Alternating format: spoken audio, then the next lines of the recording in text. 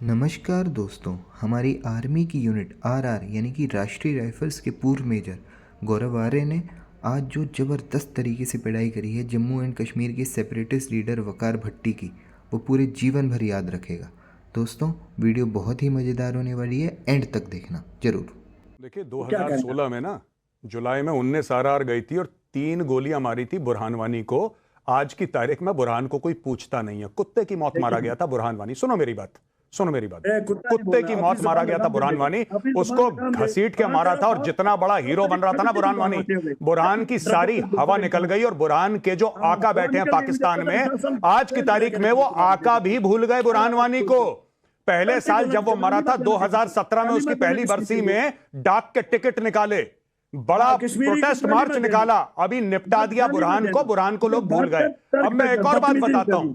बिल्कुल जो वादे करे हैं कश्मीरी लोगों के साथ, मेरी बात सुनिए सर, मैं कश्मीरी लोगों पे आ रहा हूं, मैं कश्मीरी लोगों पे आ रहा हूं, कश्मीरी आवाम पे आ रहा हूं। जो सरकार ने वादे करे हैं कश्मीरी आवाम के साथ, वो वादे पूरे होने चाहिए और वादे पूरे होके रहेंगे। हम लोग उसके लिए बैठे हैं यहाँ पे। आपने बोलने के क्रम में एक बात नहीं सुनी।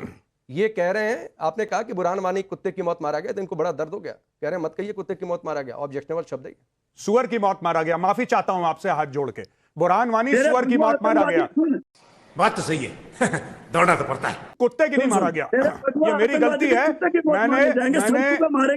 मैंने तू भागा था, तू आर्मी से भागा हुआ बुजदल एक डरपोकल फौजी है। एक मिनट, वकार भट्टी सुनो, वकार भट्टी सुनो, एक मैं बात बताऊं। वकार भट्टी सुनो बेटा, अपने अब्बू से ऐसी बातें मत करना, अब्बू से बातें मत करना। मैं जानता हूं तुम जम्मू में कहां रहते हो, वहीं पे आके निपटाऊंगा तुम्हें बेटा।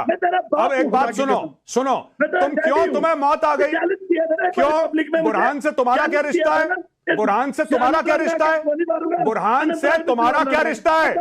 बुरहान से तुम्हारा क्या रिश्ता है? ये लोग राजनीतिक दलाल हैं, ये आतंकवादियों का गाना गाते हैं और पैसे कमाते हैं। सेहत देखो इस आदमी की, इस आदमी को देखो, ये कोई ईमानदारी का काम नहीं करता। ऐसे बड़े बड़े गाल इसके निकले हुए। इससे पूछो कमाता कहां है पैसे? ये कहां से पैसे कमाते हो? राजनीतिक दलाली करके। सुअर की मौत मरा था और हिजबुल मुजाहिदीन का हर एक आतंकवादी सुअर की मौत मरेगा, ठीक है? और सुनो, जिस गौरव आर्य को तुम बोल रहे हो ना, मेरे ही जैसे यंग ऑफिसर ने छाती पर रख के 19 आरआर का था, छाती पर रख के 3 गोलियां मारी थी। और सुनो, आज की तारीख में सरकार को गालियां दे लो, आज की तारीख में जिसको जो बोलना है दे लो, लेकिन भारत में बैठ के भारत की सरकार को गाली देते हो, ये डेमोक्रेसी का सबसे बड़ा सबूत है। यही काम पाकिस्तान में होता ना, उठा के ले जाते तुम्हें और तुम्हारे प्रदीप भंडारी को कभी गलत। आप देखिए, ये लाइन है राकेश जी, बुरहान वानी एक आम आदमी के लिए कही है, बात समझ में आती है, तब आप ऑब्जेक्शन जताते हैं वकार भट्टी। लेकिन बुरहान वानी कुत्ते की मौत मारा गया, इससे बड़ी पीड़ा हो गई वकार भट्टी को। राकेश जी, आपके शो पे एक डेकोरेटेड आर्मी ऑफिसर मेजर गौरव आर्या के लिए किस तरीके से अपमानजनक शब्दों का प्रयोग किया ये सेपरेटिस्ट नेता वकार भाटी ने, और ये आतंकवादी बुरहान वानी के लिए बैटिंग कर रहे हैं। और इनके आका जो है जाके अफजल गुरु जैसे आतंकवादी जिसने हिंदुस्तान के ऊपर जंग छेड़ने की बात करी थी, जो हिंदुस्तान की यूनिटी और इंटेग्रिटी के साथ नहीं है, उसको मारा पहना के ये क्या बात करेंगे? ये तो जम्मू देश के लोकतंत्र है, जहां पे जाके मैं वकार भट्टी को एक और बात बोलना चाहता हूं। जहां पे अफजल गुरु को गाड़ा है, उसको दोबारा निकालो कब्र से, दोबारा टांगो उसको, और फिर कब्र में डालो और फिर निकालो और फिर टांगो। सुनो मेरी बात, ये जो उंगली है ये वापस अपने मुंह में डाल दो।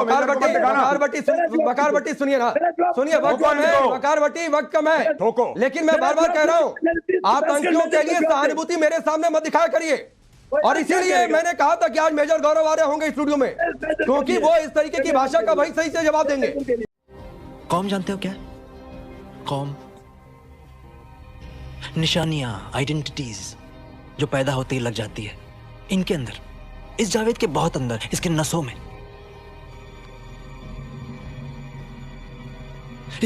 इसके खून में इसकी कौम सनी हुई है। इसकी वफादारी सिर्फ इसके खून के प्रति है, और बदकिस्मती से इनके कौम में सिर्फ जहर भरा है, जहर। हर तारीख पर इनकी मौसमी मजहब इनकी आतंक की मोहर लगी हुई। और तारीख को साफ करना मुझे आता है मेजर, वही कर रहा हूं। सफाई। सफाई ब्रिगेडियर? इनोसेंट बच्चों पे शूट एट साइट का ऑर्डर? इनोसेंट? AK-47 लेकर घूमते हैं हाथ में लॉलीपॉप की तरह। इनोसेंट बच्चे नहीं है।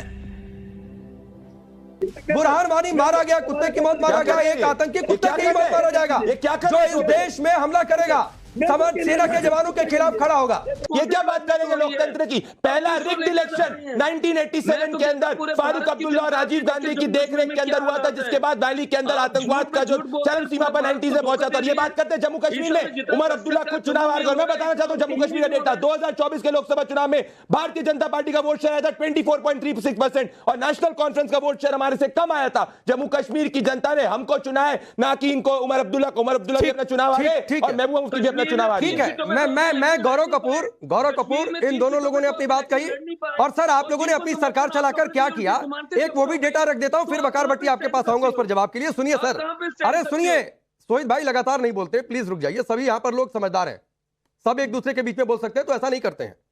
तनवीर सलीम डार 1991 में अपॉइंट किया था मुफ्ती मोहम्मद सईद ने, जब सीएम थे, और वो बटालियन में था।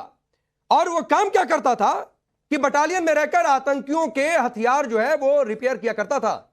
ये काम आप लोग करते थे।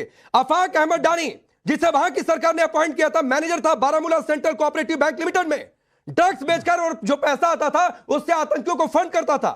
इफ्तिखार अंद्राबी प्लांटेशन सुपरवाइजर, लश्कर और हिजबुल के लिए अंडरग्राउंड वर्कर के तौर पर काम करता था। इरशाद अहमद खान, अब्दुल मोमिन पीर, ऐसे कई सारे नाम हैं जिसे आप लोगों ने बैकड्रॉप से सिस्टम में घुसा दिया। और घुसाया क्यों?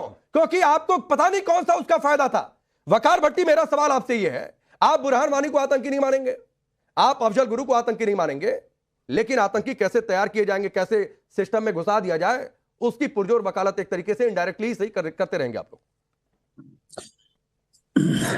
ये जो उंगली है ये वापस अपने मुंह में डाल दो। वकार भट्टी सुनिए ना, सुनिए, वक्त कम है वकार भट्टी, वक्त कम है, लेकिन मैं बार बार कह रहा हूं आतंकियों के लिए सहानुभूति मेरे सामने मत दिखाया करिए। जैसे आपने आज दिन तक हिंदुस्तान ने नाथुराम गोडसे को आतंकवादी नहीं माना, जैसे आपने 1984 के सिखों के कातलों को आतंकवादी नहीं माना, जैसे 2002 के गुजरात के दंगा करने वाले हजारों मुसलमानों को शहीद करने वालों को आतंकवादी नहीं माना, जैसे आपने सैकड़ों हजारों मुसलमानों को जिनोसाइड करने वाले गाय के नाम पे, लव जहाद के नाम पे, जो गाय के नाम पे बगवादारी है, उनको आतंकवादी नहीं मानते, तो पहले खुद को देखिए। वकार भट्टी, हमने नाथुराम गोडसे को फूलमाला नहीं पहनाई, और आपने सरतन से जुदा के जो नारे लगाए, जम्मू कश्मीर में या तो इस्लाम में आ जाओ और या तो फिर कश्मीर घाटी छोड़कर चले जाओ। कश्मीरी पंडितों को, उन लोगों को आपने आतंकवादी मान लिया क्या? देखिए, अगर कश्मीरी पंडितों का इतना ही दर्द है, आप सबको इतना ही प्यार है, इतनी मोहब्बत है, तो 30 साल से खाली डिबेट ही क्यों कर रहे हो? बसा लो ना भाई, 370 खत्म किया आपने। नहीं, मेरे हिस्से का काम है मेजर गौरव आर्या कि मैं डिबेट करूं, सवाल पूछूं, लेकिन वकार भट्टी के हिस्से का काम यह है कि ये अफजल गुरु के साथ जाकर खड़े हो जाएंगे। इनके हिस्से का काम यह है कि बुरहान वानी के साथ जाकर खड़े हो जाएंगे। इनके हिस्से का काम है कि आतंकी को गोली लग जाए तो यहां बैठकर आंसू बहाने लगेंगे। मैं चुनाव कंटेस्ट कर रहा हूं, फिर भी टाइम लेके आपके पास आता हूं, क्योंकि मुझे अभी तो सर ठीक है, आप अपनी बात कहने के लिए आ रहे हैं तो आपकी बात मैं रख रहा हूं, ऐसा थोड़ा नहीं कि आपकी बात मैंने दबा दी है।